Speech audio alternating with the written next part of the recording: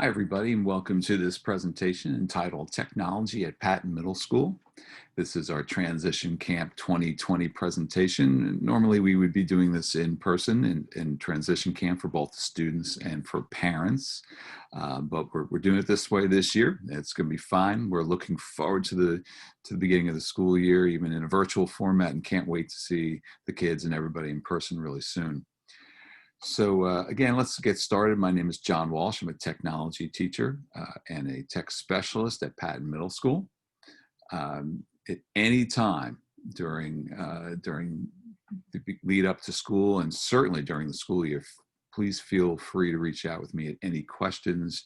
There's my email address, jwalsh@ucfsd.net. And also on the back to school page, you'll see some more information on how to submit tech tickets and also a way to reach you by phone, especially during the first week or so, and especially while we're in virtual. If you ever need to reach out with a quick answer for something, an immediate answer that you need, don't hesitate to do that. That's my colleague, Brian Marshall. He's also a teacher and tech specialist at Patton. He will be on leave for the first 12 weeks of school, but again, he is also welcome to help you whenever he can. And again, reach out. Any questions? Don't hesitate about anything. So let's get started and talk about tech at Patton. The first thing you can do is familiarize yourself with the Patton website. And just like the elementary school websites, I'm sure there's great information there to be found. And all the usual kinds of things in the calendar and lunch menu and news and links to things, especially like the quick links page. It's all the links for parents and kids to get to PowerSchool and Canvas and all the things we're going to talk about right now. So make sure you do use the Patton website when you can. You'll see, for instance, there's a for students pull down menu, and the kids need to find, again, quickly find things. This is a great place to go. For parents, there's a for parents pull down menu that has that even more information that's on the kids page. But for parents, as we go through this, you'll see we'll be talking about things like Canvas and like PowerSchool. But there's great information on the parents side of this on the website for information that's really valuable to you as a parent. So first thing to realize, some differences and some similarities with elementary school is what the student accounts are. And the students have these accounts and probably others, but these are the main ones. They have a Google account, which they had in elementary school, which they're now going to use even more, and they're going to use it just to log into the Chromebooks that they've received or will receive. They have a login to PowerSchool, which is something they didn't have at elementary school, but they'll use this, and we'll explain what PowerSchool is. Canvas is a very, very important part of what we do in the middle school, and we'll discuss that. And they have logins for things like their online textbooks, programs like Get More Math and Discovery Ed, Naviance, which is used by the guidance counselors, and just other tools, Adobe Spark, Destiny, and Macavia for the library. So again, just keep in mind, kids have lots of accounts to log into. And the most important thing for them to remember throughout this, when systems ask for username, the username is the same convention. All the students have the same convention. Their last name, their first initial, and the graduation year. So I would be Walsh J27. They have a school email address, which is that same username, but at ucfsd.net. And students in both 6th grade, 7th and 8th grade all get email addresses. If you are a 6th grader, it is somewhat of a closed system in that we do not allow students to email outside of the domain, and we don't really want folks emailing inside the domain for really good reasons, for just the purposes of spam, and there's all kinds of security and phishing, and we just don't really want to introduce the kids to email and have this extra burden of all this additional email they can receive. Passwords are very important. They come in with a password that most likely will be the UCF and their student number. We will talk to them about how to change that and how we'll do that during the year. If your child is new to the district, either in 6th grade or in 7th and 8th grade as a new student, they will be issued a password right out of the gate. We try to issue the UCF and the number password just to get started, because it just makes them it's easier for them to remember. The teachers can help them with it. But again, if any time you have problems with logins, just reach out to me. I'd be glad to help them with that. Now, to that end, we also use a portal or website through Clever, and we use this at the elementary school a little bit, so you may be familiar with it. So kids will have an opportunity through the website and through their own Chromebook just to visit the Clever portal. And what this does is it allows the kids to access the Clever portal with their Google account, their Google login. And that's very easy to do because when they're on the Chromebook, it's very seamless. And what Clever does is it takes a lot of these popular apps that we're talking about and then allows them into these sites based on the fact that they were able to get to the site using Google. So in other words, tools like Naviance or Discovery Education or Think Central say, oh, I know who you are because you got this far with Google, and Clever sort of takes it from there to allow for easy login. Some of these, they might be prompted for the username and the password that we talked about earlier. Some of these apps don't necessarily play nice with Clever, but for the most part, we try to incorporate all of these that we can that run through Clever and kind of negate the need for them to have to manage and juggle passwords. But they'll find this helpful. And again, if any questions about this, just reach out. We'll talk to the kids about this as we go through the year. So let's talk about PowerSchool and what PowerSchool is and how it's important to both the kids and to parents. So PowerSchool is called our Student Information System. It's called a SIS or an SIS. PowerSchool is where grades and attendance are stored. It's PowerSchool is where you can see your report card. It's where students can see their schedule. This is all the official business, and that has to be in this official place known as the Student Information System. It's also where your contact information and information that we have as a school, addresses and so on and so forth. So it's an official record place, and students and parents have access to it. So by going to the PowerSchool website, and it's important to go there through the Patton website or any district webpage. PowerSchool is obviously used by a lot of schools around the country, but we want to get to the portal for Unionville. And again, the Patton website's the best place to do that. And the kids will know this. They'll bookmark it. They'll understand how to get to this quickly. And here's a place where they'll use their username and password to log in. And the username and password I told you about on the previous screen. And again, if we get into the habit of using the Clever portal, this will be one of those apps so they can just click right through to get to PowerSchool. So they sign in here. So what is it? Well, for parents, a little different. For parents, you come to this page and you need to create an account. Now, many of you, certainly at sixth grade, may have done this already. If you've done this in elementary schools, a couple of reasons why you might wanted this account before now. New students to the district, either brand new sixth graders or brand new seventh and eighth graders, you may have to create the account. It may have already been created for you. But again, reach out to me if you have any questions. But right here, you can see the create account button. It'll ask you to set it up. Now, one piece of information you'll need is this letter that has both the kids' access ID and the access password. It's not what you're thinking. It's not their password. It's this special code that attaches your account that you create here to your child. Again, there are details about it on the Patton website under, for parents and PowerSchool about creating an account. But at any time, if you have any problems, again, the easiest thing, just reach out to me and I'd be glad to help you with this. So students want to come here because they can see their schedule. Same with parents. They want to come and see the schedule either for the year or for the entire year. Okay, shows that to them there. It's not necessarily in the order that you think, because you can see the period numbers are listed here, but there's some things that are out of order. These are just all the classes they have. And again, the advisory teacher will take a lot of time at the opening of school to talk about the class schedule. It's a place that can also see their grades. Again, it's that sort of permanent record for grades. So then what is Canvas? because I know a lot of you probably heard about it, and then you may have siblings, or your child may have siblings that have already at the middle school, gone through the middle school. Well, what's Canvas and why is it different than PowerSchool? Well, where PowerSchool is this place for grades and schedule and attendance and all the official place for those kinds of details, Canvas is a little different. Canvas is a place where they can find all of their classes online.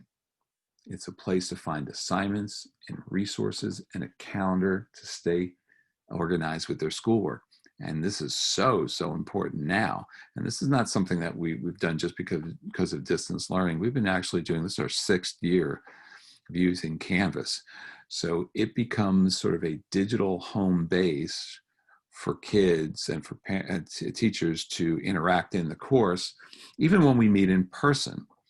Think about it. There are so many resources that we use during a day that we want to make available to students, like links to videos or notes or a presentation or whatever it might be, directions on how to do something. But now we place it in a digital format that students can access anytime, whether they want to access it later for, during a hawk time, or they want to do it for homework at night.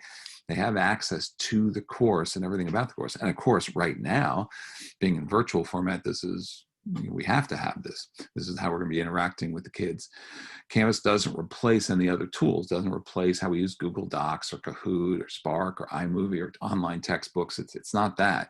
It's a place that kind of, again, it's a common home-based resource for the kids. And it's different than PowerSchool. PowerSchool, again, is the student information system. It's the official place for final grades and report cards and all that.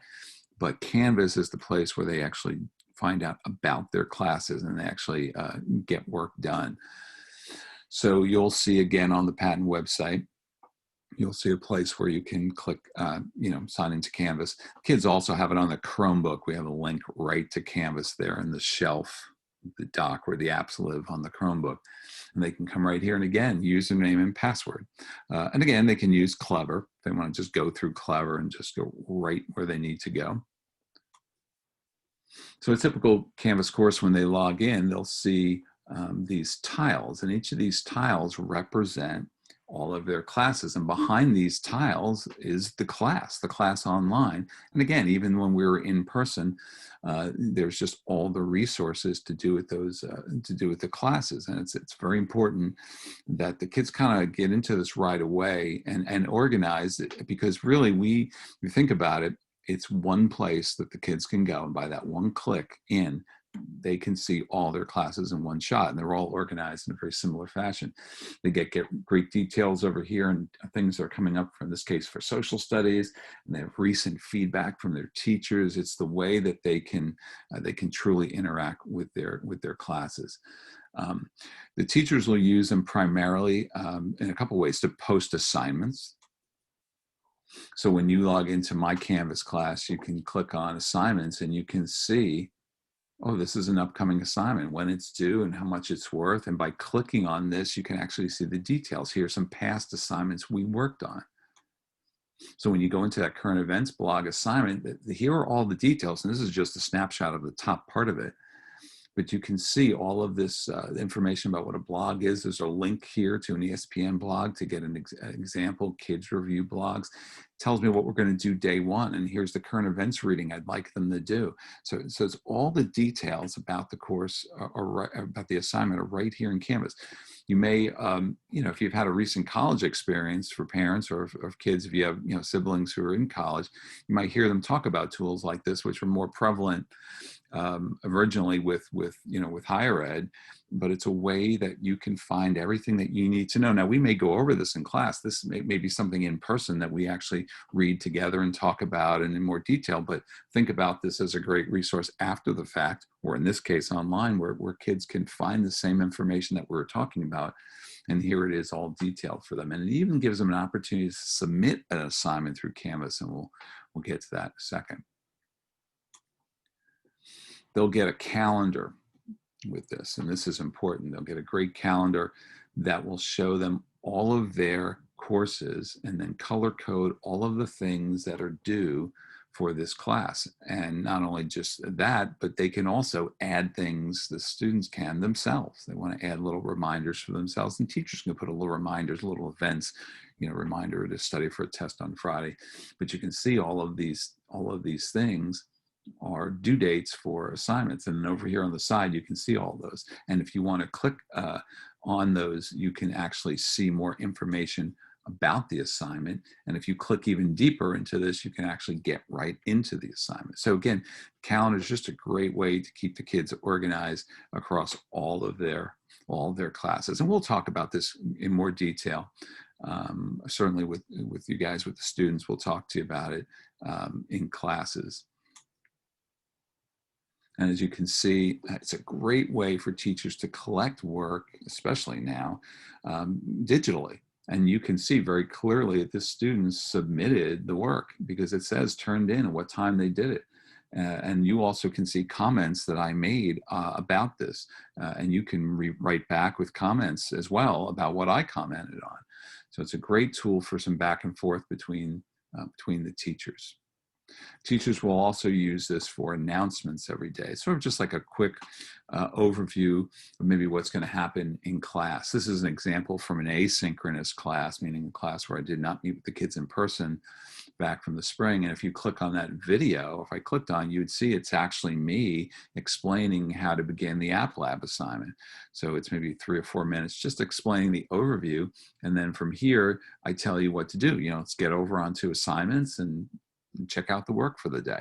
So announcements will be smaller, a little shorter, just quick hits about what we're doing for that particular day. It's great if you're absent, even in person in class, when we're back in the building, that you can come to this page and kind of get a little snapshot of what we were doing that day. So those are announcements. Students will log in again using their campus username and password, and again you can utilize Clever as well. 7th and 8th graders have used Canvas, and it'll be new for really most of the 6th graders. And again, there's more help for you guys, for the parents, especially at ucfsd.org/forparents, the Patent website.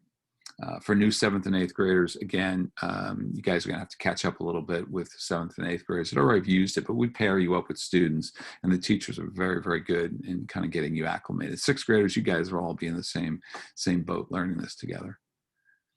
Now, for this part, the students, you can cover your ears for a second.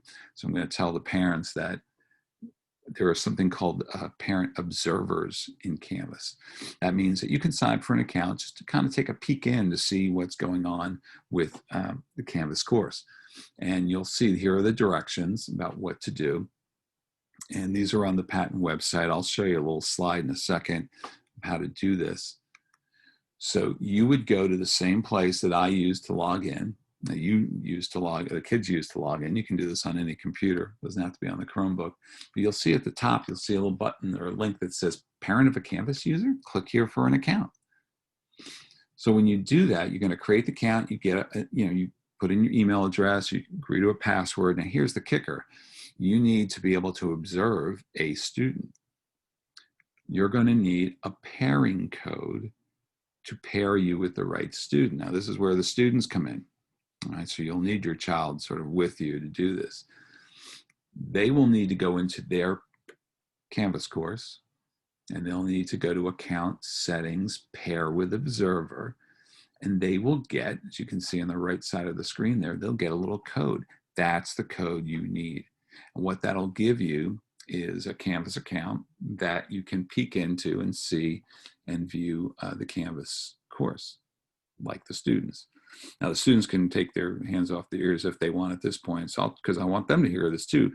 Parents with this account, with great power comes great responsibility. And I always say this, that, the students, we're going to teach them to be, resilient and to be organized and do well on their own. And I like that idea of having the Canvas account just to have it there so we know, there's that temptation to sort of jump in all the time because we have a parent account. I can see everything. And sometimes, especially with sixth grade, you want to sort of just be there as a support to them, know that you can peek in if you need to, and maybe peek in when you think maybe the student's having a little difficulty. But we always like to have the students troubleshoot for themselves, advocate for themselves, to work through these issues themselves. But it's there for you, the structure that's needed, especially early on, just to give the kids the chance, and also to be there for them if they have difficulties. So great responsibility with having that parent account. Use it wisely. Canvas notifications are really important. You will be, when you go there to account notifications, they're just different ways to set up notifications. I would not turn all of these off. I'd be very careful about just saying, well, I don't want them to notify me about anything. It's nice to have little email reminders for the due date. I'm talking about for students now, and maybe for parents too. But and also for students, I would not turn off the notification about conversation.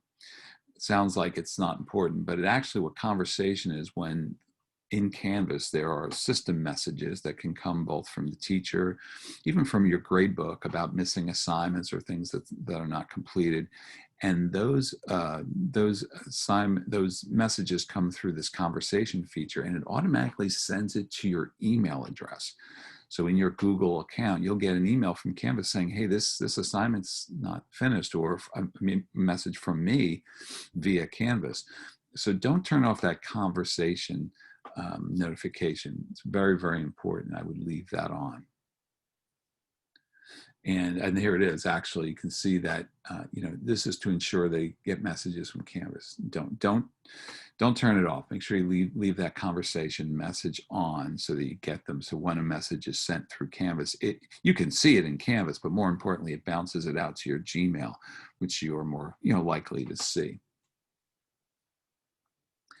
One of the places in Canvas that you'll see, there'll be this course called the Technology Power Up.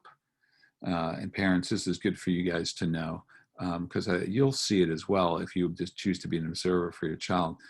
But there are just some great links to just how-tos on all of these things. You're not really sure about some of this, Google stuff, even though we've been using it, especially if you're new to the school district, not familiar with Google. There's a whole good section here on Google, and just some tips and things to learn more about the Google suite. Zoom, again, more information on PowerSchool and other software we use. So, check out the Technology Power Up. You might think, well, what is that? Is that a class, another class I'm taking? It's not. It's just there's a Canvas course as a resource, and your teachers will use this. They'll walk you through this probably during the first week, so you can help yourself.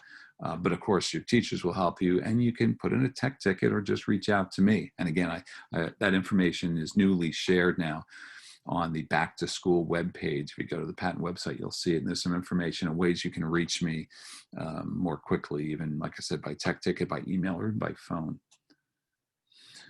And then finally, the Chromebooks. So this is going to be the biggest change, is that the kids will have the Chromebooks. They'll be receiving them this coming week, the first, believing the week of August 31st, depending on when you're listening to this.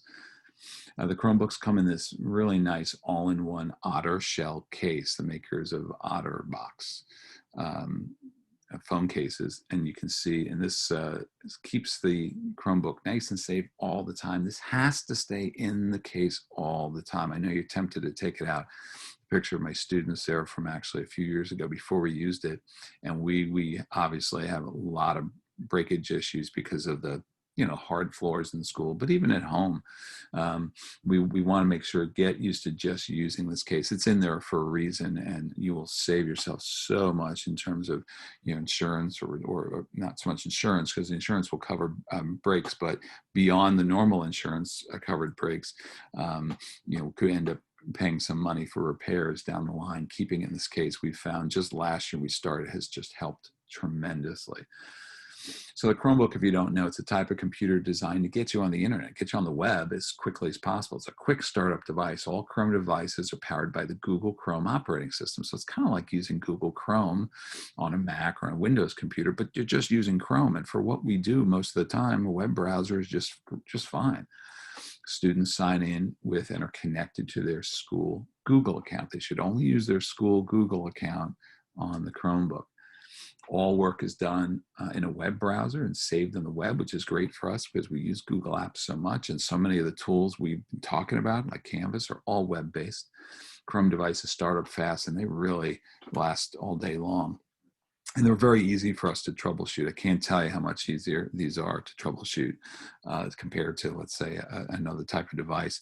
And again, website cfpms.ucfsd.org/for-students.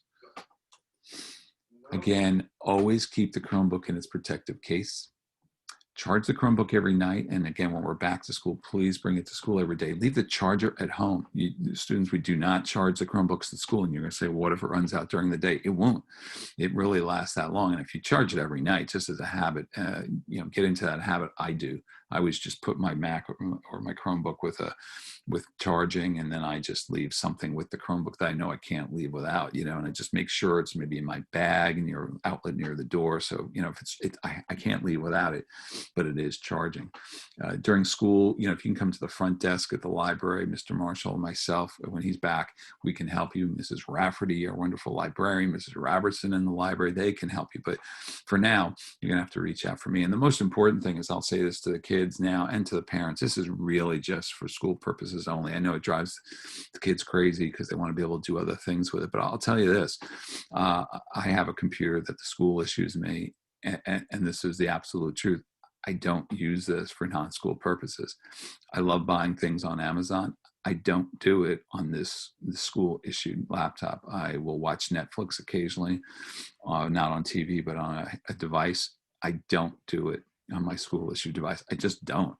I use my phone. I use, I use other devices I have in the house, and I certainly don't play games on it. I know you're going to think that's crazy that you'll have this device and it's going to be just for schoolwork, but it really, really is.